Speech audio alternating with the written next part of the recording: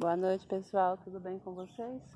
Aqui estamos todos ótimo, graças a Deus. Aqui, ó, vamos passar a noite hoje no sítio. Tá gostosinho, aquele ventinho geladinho, aquele clima bom mesmo.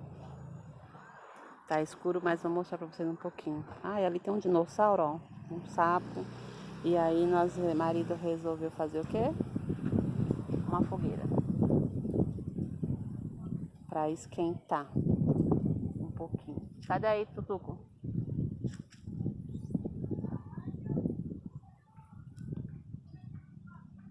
A noite tá linda, deixa eu tentar clarear o céu um pouquinho, mas eu acho que não dá não.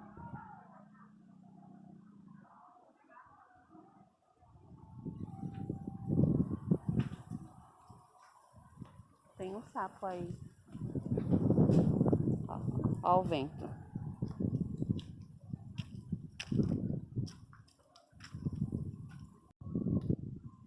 Olha que perfeito. É bom demais, né? Daqui a pouco colocar umas cadeirinhas aqui, um cafezinho.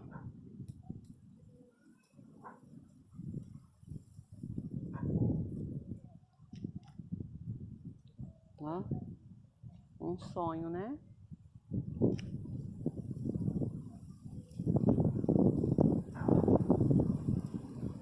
Isso aqui a gente não precisa chegar à data certa, a época certa das fogueiras, né? A gente pode. Sítio é muito bom, é tudo de bom.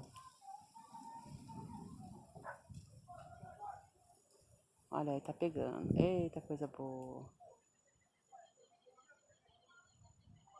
Bom, pessoal, espero que vocês tenham gostado. Era só para mostrar que hoje nós estamos no sítio, uma noite linda, aquele ventinho que vocês estão vendo aí. E resolvemos fazer uma fogueira para aquecer. Tchau, pessoal. Fiquem todos com Deus. Até um próximo vídeo, se Deus permitir.